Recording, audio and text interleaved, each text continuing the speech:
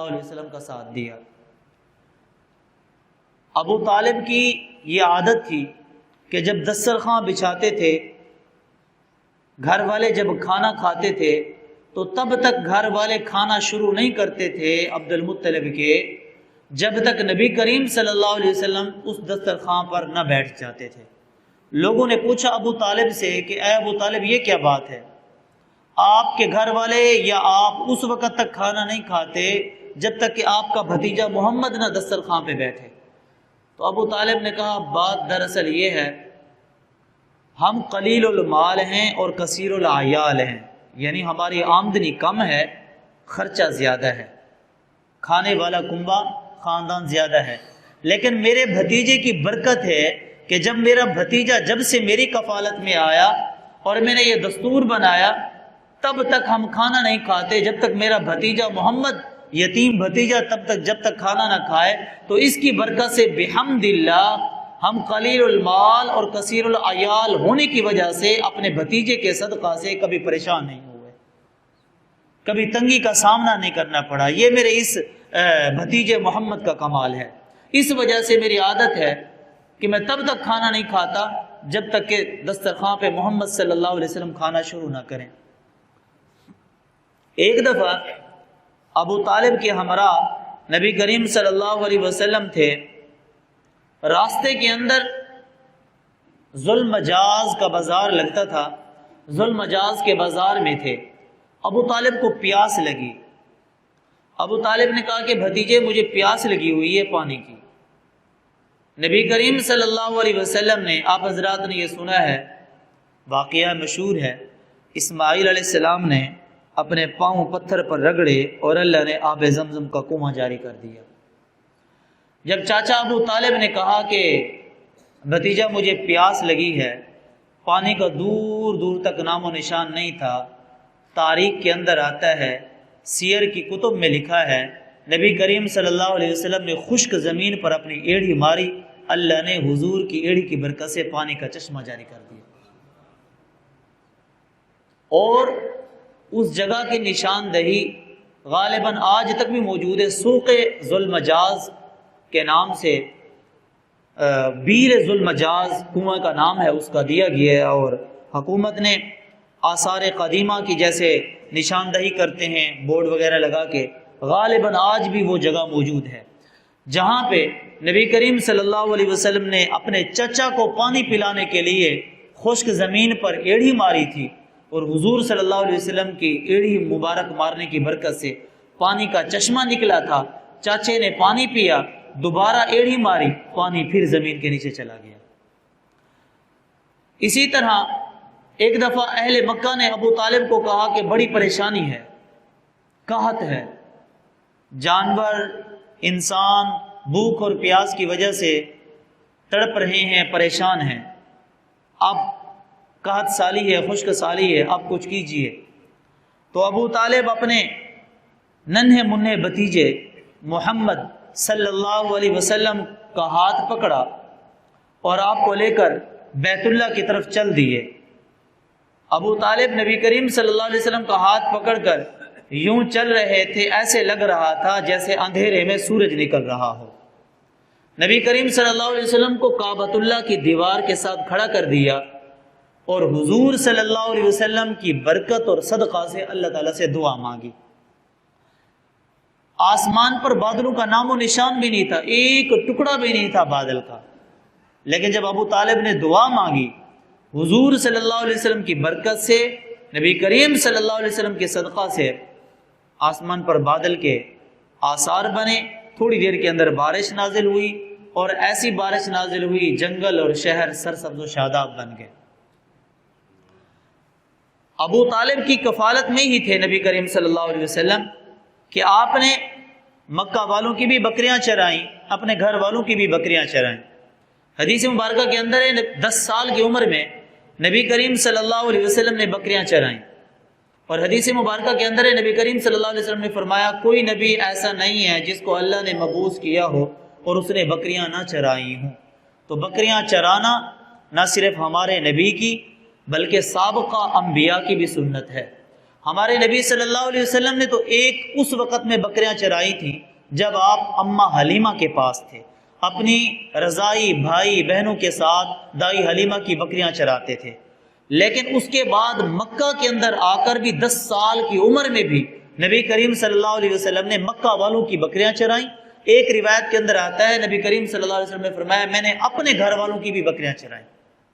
حضرت عمار بن یاسر رضی اللہ عنہ اسلام لانے سے پہلے بچپن میں یہ بھی بچے تھے، نبی کریم صلی اللہ علیہ وسلم بھی بچے تھے،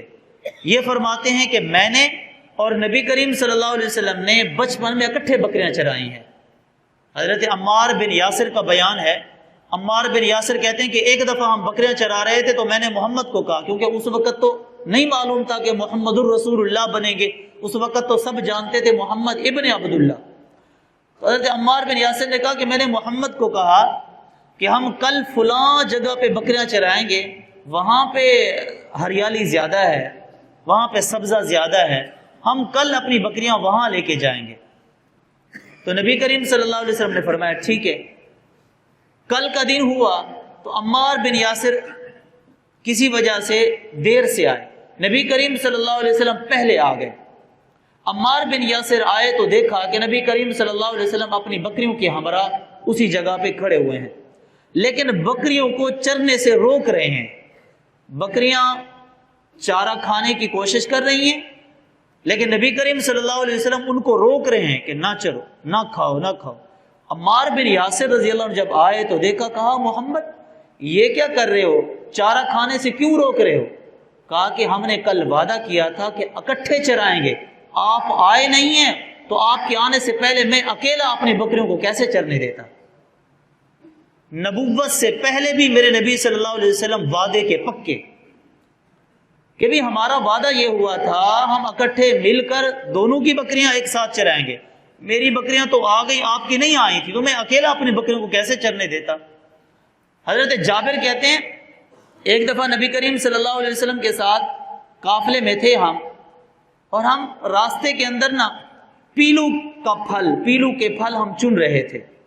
نبی کریم صلی اللہ علیہ وسلم نے ہمیں دیکھا تو نبی کریم صلی اللہ علیہ وسلم نے فرمایا کہ کالے کالے پیلو کے پھل چنو، وہ خوش ذائقہ بھی ہوتے ہیں، لذیذ بھی ہوتے ہیں، میٹھے بھی ہوتے ہیں۔ میں بچپن میں جب بکریاں چراتا تھا تو کالے کالے پیلو کے پھل چنتا تھا اور کھاتا تھا۔ تو یہ روایات اس بات پر دلالت کر رہی ہیں کہ نبی کریم صلی اللہ علیہ وسلم نے اپنی بھی بکریاں چرائیں، اہل مکہ کی بھی بکریاں چرائیں 10-12 سال کی عمر میں۔ اب 10-12 سال کی عمر سے آگے جاتے ہیں، کیونکہ میں ترتیب کے ساتھ سیرت کو بیان کر رہا ہوں، میں ساری سیرت تو نہیں بیان کر سکتا، میں درمیان سے خلاصہ اور درمیان سے چند ایک مضمون پر صرف اور صرف روشنی ڈالتے ہوئے آگے چل رہا ہوں۔ نبی کریم صلی اللہ علیہ وسلم کی عمر جب 12 سال کو ہوئی تو شام کا آپ صلی اللہ علیہ وسلم نے تجارتی پہلا سفر کیا۔ چاچا اکیلا جا رہا تھا، نبی کریم صلی اللہ علیہ وسلم کو ساتھ نہیں لے کے جا رہے تھے۔ نبی کریم صلی اللہ علیہ وسلم نے خود چاہا کہ چاچا اکیلا نہ جائے بلکہ مجھے بھی ساتھ لے کے جائے۔ چاچے نے بھی کہا کہ ٹھیک ہے میں آپ کو ساتھ لے کے جاتا ہوں۔ نبی کریم صلی اللہ علیہ وسلم ساتھ چل دیے۔ کتب کے اندر آتا ہے حضرت ابوبکر صدیق رضی اللہ عنہ کے ساتھ جو دوستی تھی نبی کریم صلی اللہ علیہ وسلم کی، وہ نبوت سے پہلے بھی تھی، بچپن میں بھی تھی۔ بچپن میں بھی دونوں دوست تھے، جبکہ نہیں پتا تھا صدیق اکبر رضی اللہ عنہ کو یہ اللہ کے نبی بنیں گے۔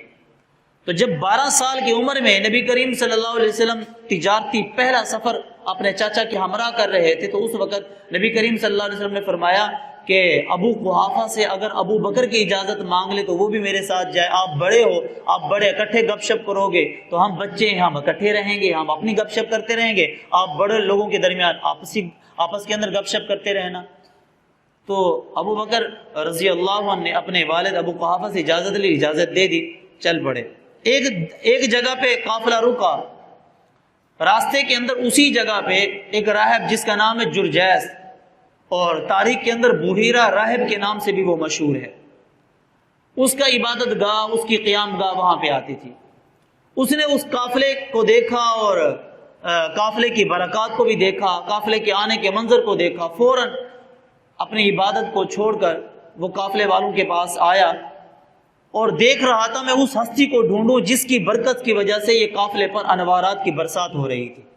ڈھونڈتے ڈھونڈتے ڈھونڈتے ڈھونڈتے محمد رسول اللہ صلی اللہ علیہ وسلم کا ہاتھ پکڑ لیا اور نبی کریم صلی اللہ علیہ وسلم کو بغور دیکھنے کے بعد کہا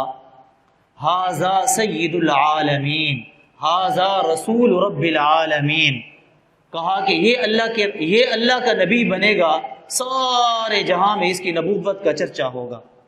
اور پھر پوچھا کہ یہ بچہ کون ہے؟ تو لوگوں نے ابو طالب کی طرف اشارہ کیا، کہا کہ بھی ان کا بھتیجا۔ ابو طالب آیا اور کہنے لگے یہ میرا بھتیجا ہے۔ تو بحیرہ راہب نے کہا کہ بھی سارے قافلے کو میری دعوت ہے، میں تمہارے لیے مہمان نوازی کروں گا، سارے قافلے والے میری دعوت پہ شریک ہونا۔ قافلے والوں نے کہا ٹھیک ہے۔ جب کھانے کا ٹائم آیا، سارا قافلہ کھانے کے لیے چل پڑا۔ ابو طالب نے اپنے بھتیجے کو کہا کہ بیٹا تو یہاں اونٹوں کا خیال کر، سواریوں کا خیال کر، ہم جا رہے ہیں کھانا کھانے کے لیے، واپسی پر تیرے لیے روٹی لیتے آئیں گے۔ ابو طالب نے اپنے بھتیجے محمد کو اونٹوں کی رکھوالی کے لیے کھڑا کر دیا اور خود چل پڑے کھانے کھانے کے لیے۔ جب دسترخوان پہ بیٹھے، وہ میزبان بغور دیکھ رہا تھا کہ بچہ کہیں نظر نہیں آ رہا تھا، تو اس نے کہا رکو، کھانا مت کھانا، پہلے مجھے وہ بچہ تو دکھاؤ، وہ بچہ کہاں ہے جس کا ہاتھ پکڑ کے میں نے جس کا تعارف پوچھا تھا؟ تو ابو طالب نے کہا وہ میرا بھتیجا ہے، تو پیچھے سواریاں اکیلی تھیں، اونٹنیاں تھیں، کوئی خیال رکھنے والا نہیں تھا، تو ہم نے کہا سوچا ہے بچہ ہے، چلو سواریوں کی دیکھ بھال کرے گا، ہم واپسی پر اس کے لیے کھانا لیتے آئیں گے۔ تو بحیرہ رہب کے جملے دیکھیے، بحیرہ رہب نے کہا ارے جس کی برکت کی وجہ سے تمہیں کھانا مل رہا تھا، تم نے اسی کو دسترخوان پہ نہیں بلایا؟ جس کے جوتیوں کے صدقہ سے میں تمہاری دعوت کر رہا تھا، جس کی جوتیوں کی برکت سے میں تمہیں کھانا کھلا رہا تھا، میں نے پورے قافلے والے کو کھانے کا انتظام کیا، کھانے کا اہتمام کیا، جس بچے کی برکت کی وجہ سے تم نے اسی بچے کو نہیں بلایا۔ اب تب تک جب تک وہ بچہ دسترخوان پہ نہیں آئے گا، تم میں سے کسی کو کھانے کی اجازت نہیں ہے۔ ابو طالب اٹھے، فوراً دوڑتے ہوئے گئے اور اپنے بھتیجے محمد کو بلایا اور کہا کہ بھتیجے تیرے بغیر تو ہمیں کھانا بھی نہیں ملتا، اللہ نے اگر ابو طالب کو بھی کھانا دیا ہے تو محمد کی جوتیوں کی برکت سے دیا ہے۔ گویا اگر اس انداز میں کہوں تو بے جا نہ ہوگا کہ ابو طالب نے میرے نبی کی کفالت نہیں کی، بلکہ میرے نبی کی برکت کی وجہ سے ابو طالب اور ابو طالب کے کنبے کی کفالت ہوئی ہے۔ تو لوگوں نے پوچھا کہ بھی اس بچے کے اندر آپ نے ایسا کیا دیکھ لیا ہے؟ بحیرہ رہب سے سوال کیا۔ بحیرہ رہب نے کہا جب تم آ رہے تھے نا، میں عبادت میں مصروف تھا، میں نے دیکھا کہ بادل چل رہے ہیں، میں نے دیکھا کہ درخت جھک رہے ہیں، میں نے دیکھا کہ پتھر اٹھ اٹھ کر سلامی پیش کر رہے ہیں، میں حیران ہو گیا یہ انقلاب کس وجہ سے آ رہا ہے، یہ بادل کس وجہ سے چل رہے ہیں، یہ درختوں کی ٹہنیاں کس وجہ سے جھک رہی ہیں، یہ پتھر کیوں اٹھ اٹھ کر سلامی پیش کر رہی ہیں؟ تو میری نظر پڑی اس بچے پر کہ جہاں جہاں بچہ جا رہا تھا بادل اس کے ساتھ ساتھ چل رہے تھے، جس جگہ پہ بچہ بیٹھتا تھا بادل بھی وہیں پہ رک جاتے تھے، اور بچے کے لیے درختوں کی ٹہنیاں جھک کر تعظیم کر رہی تھی، پتھر بھی اسے سلامی پیش کر رہے تھے۔ اور میں نے اپنی کتابوں کے اندر پڑھا ہے کہ شجر و حجر سوا نبی کے اور کسی کو سلامی نہیں پیش کرتے۔ میں نے یہ نشانی پڑھ رکھی تھی کہ شجر و حجر اگر سلام کریں گے تو صرف اور صرف اللہ کے نبی کو کریں گے۔ اور پھر اس سے بڑھ کر بات، اس بحیرہ رہب نے جہاں پہ دسترخوان لگایا تھا وہاں پہ درخت تھا، سایہ تھا، سائے کے اندر سارے بڑے بڑے لوگ بیٹھ گئے، اور جب نبی کریم صلی اللہ علیہ وسلم آخر کے اندر آئے تو سائے میں جگہ نہیں تھی بیٹھنے کی، نبی کریم صلی اللہ علیہ وسلم دھوپ میں بیٹھ گئے۔ سیرت مصطفیٰ کے اندر مولانا ادریس کاندلوی نور اللہ مرقدہ نے لکھا کہ نبی کریم صلی اللہ علیہ وسلم دھوپ پہ بیٹھے تو وہ درخت جس نے لوگوں پر سایہ کیا ہوا تھا وہ وہاں سے ہٹ کر محمد رسول اللہ پر جھک گیا، حالانکہ سارے لوگ پہلے ہی سے سائے پر بیٹھے تھے۔ نبی کریم صلی اللہ علیہ وسلم آخر میں آئے اور سائے میں بیٹھنے کی جگہ نہیں تھی، آپ دھوپ میں بیٹھ گئے۔ آقا دھوپ میں بیٹھے تو وہ درخت جس نے دوسروں پر سایہ کیا ہوا تھا وہ سارا کا سارا محمد رسول اللہ صلی اللہ علیہ وسلم پر جھک گیا اور میرے نبی پر سایہ کیا۔ جب میرے نبی پر اس درخت نے سایہ کیا، اس وقت بحیرہ رہب نے قافلے والوں کو متنبہ کرتے ہوئے کہا اب بھی اس بچے کی عظمت کا تمہیں نہیں پتا چلا؟ اور پھر اس نے رائے دی، مشورہ دیا، ابو طالب کو کہا میرا مشورہ یہ ہے کہ اس بچے کو ساتھ لے کر نہ جاؤ، کیونکہ جو عیسائی ہیں، پادری ہیں، یہودی ہیں، آپ شام میں جا رہے ہو، وہ اس بچے کو قتل کر ڈالیں گے، اس بچے کو وہ قتل کر ڈالیں گے، تو میری مانو اس بچے کو اب شام کی طرف نہ لے کے جائیں، اس بچے کو یہیں سے واپس بھیج دیا جائے۔ تو ابو طالب ابھی اسی سوچ و بچار کے اندر تھے کہ وہیں پر اسی جگہ پہ رکے 7 آدمیوں پر مشتمل رومیوں کا قافلہ آ گیا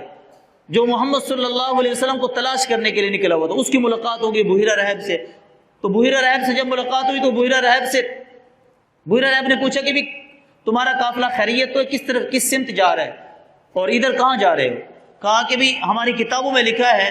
کہ محمد صلی اللہ علیہ وسلم کا پہلا تجارتی جو شام کی طرف سفر ہوگا نا، وہ اسی راستے پہ ہوگا، ہم اس محمد کو تلاش کرنے جا رہے ہیں کہ جہاں بھی ملے گا ہم اسے قتل کر دیں گے۔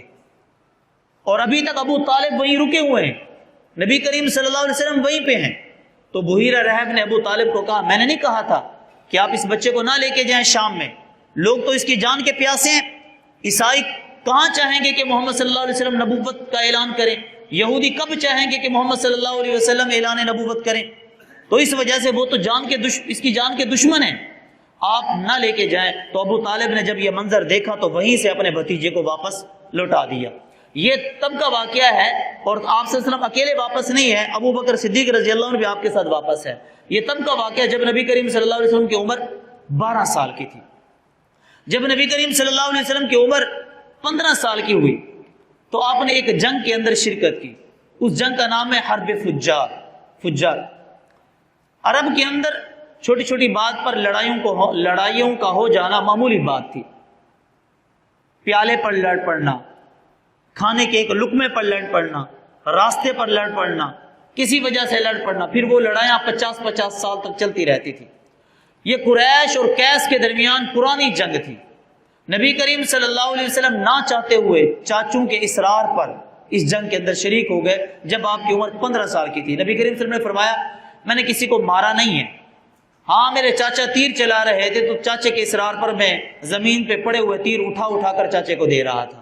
اس جنگ کے اندر، اور میری کوشش یہ تھی کہ یہ جنگ ختم ہو جائے، جنگ نہ ہونے پائے۔ تو نبی کریم صلی اللہ علیہ وسلم کی دعا قبول ہوئی۔ کچھ لوگوں کی خواہش تھی کہ یہ جنگ صلح کے اندر تبدیل ہو جائے، امن کے اندر تبدیل ہو جائے۔ پھر امن کا معاہدہ ہوا، وہ کس کے گھر میں ہوا؟ عبداللہ بن جدعان، ایک عرب کا بہت بڑا سخی آدمی تھا، اس کے گھر میں ایک معاہدہ ہوا امن کا۔ وہ معاہدہ یہ ہوا کہ ہم مکہ کے اندر کسی ظالم کو قبول نہیں کریں گے، ہر کوئی مظلوم کا ساتھ دے گا، خواہ وہ مظلوم مکہ کا ہو یا وہ مظلوم مکہ کا نہ بھی ہو، خواہ وہ مظلوم ہمارے وطن کا ہو یا ہمارا رشتہ دار ہو یا کوئی اجنبی ہو، مسافر ہو، اگر وہ مظلوم ہے تو ہم لوگ اس کا ساتھ دیں گے۔ نبی کریم صلی اللہ علیہ وسلم نے فرمایا اس معاہدے میں نے شرکت کی اور یہ معاہدہ مجھے اتنا پسند آیا، اگر اس معاہدے کی مقابلے کے اندر اگر کوئی مجھے سرخ اونٹ پیش کر دیتا تو میں رد کر دیتا، اس معاہدے کو پسند کرتا۔ پھر فرمایا آج بھی اگر اس معاہدے جیسا کوئی کافر آ کر یہ معاہدہ کرے کہ مظلوموں کا ساتھ دینا ہے تو میں محمد اس کے ساتھ کھڑا ہوں۔ یہ اس معاہدے کا نام جو تاریخ کے اندر لکھا ہے حلف الفضول کے نام کے ساتھ یہ اس کا نام تاریخ کے اندر اس کو یاد کیا جاتا ہے۔ ایک حلفیہ، ایک معاہدہ ہوا، اس کے اندر نبی کریم صلی اللہ علیہ وسلم نے جس کے گھر میں ہوا اس کا نام تھا عبداللہ بن جدعان۔ یہ بڑا مہمان نواز تھا، اس نے سب قافلے والے کو، سب لوگوں کو اس نے کھانا پیش کیا۔ یہ اتنا مہمان نواز تھا، اس کی جو دیگ تھی جو یہ لوگوں کے لیے کھانا بنواتا تھا، کہتے ہیں نقوش پائے مصطفیٰ کتاب ہے اس کے اندر لکھا ہوا ہے کہ بھی اس کے جو کھانے کے برتن تھے اتنے بڑے تھے، اگر کوئی آدمی اونٹ کے اوپر بیٹھا ہوا ہو تو وہ عبداللہ بن جدعان کی دیگ سے سواری پر چلتے چلتے کھانا کھا سکتا تھا۔ اس کی دیگ اتنی بڑی تھی، اونٹ پر اگر کوئی بندہ بیٹھا ہوا ہو تو اس کی دیگ سے لقمہ لے سکتا تھا۔ ایک دفعہ کا واقعہ ہے کہ عبداللہ بن جدعان کی دیگ میں ایک بچہ گر گیا اور ملا نہیں، مر گیا۔ بڑا لوگوں نے تلاش کیا دیگ کے اندر اس بچے کو نکالیں، وہ وہیں پہ مر گیا۔ نبی کریم صلی اللہ علیہ وسلم فرماتے ہیں کہ بچپن کے اندر جب دھوپ کی کبھی کبھار گرمی ہوتی تھی تو میں عبداللہ بن جدعان کے برتن کے سائے میں جا کے میں دھوپ سے آرام کر لیتا تھا اور عبداللہ بن جدعان کے برتن میں جا کے سائے میں بیٹھا کرتا تھا۔ یہ وہ شخص تھا۔ تو نبی کریم صلی اللہ علیہ وسلم نے اس معاہدے کے اندر جب آپ صلی اللہ علیہ وسلم کی عمر 15 16 17 سال کے درمیان تھی، اس کے بعد جب نبی کریم صلی اللہ علیہ وسلم کی عمر 20 سال کی ہوئی، آپ صلی اللہ علیہ وسلم نے پھر اور سفر کیے، تجارتی سفر۔ میں اسی پر اپنی بات ختم کرتا ہوں۔ اگلے جمعہ نبی کریم صلی اللہ علیہ وسلم کے چونکہ ہم بچپن اور لڑکپن کو بیان کر رہے ہیں تو اسی سلسلے کو آگے بیان کریں گے، نبی کریم صلی اللہ علیہ وسلم کی جوانی کو بیان کریں گے، نبی کریم صلی اللہ علیہ وسلم کی شادی کو بیان کریں گے۔ کوشش کروں گا کہ اگلے جمعے نبی کریم صلی اللہ علیہ وسلم سے نبی کریم صلی اللہ علیہ وسلم کی جوانی سے لے کر نبی کریم صلی اللہ علیہ وسلم کے اعلان نبوت تک کا جو زمانہ ہے میں سب کا خلاصہ پیش کر سکوں۔ اللہ تعالیٰ عمل کی توفیق نصیب فرمائے۔ یہ ایک اعلان سماعت فرما لیں۔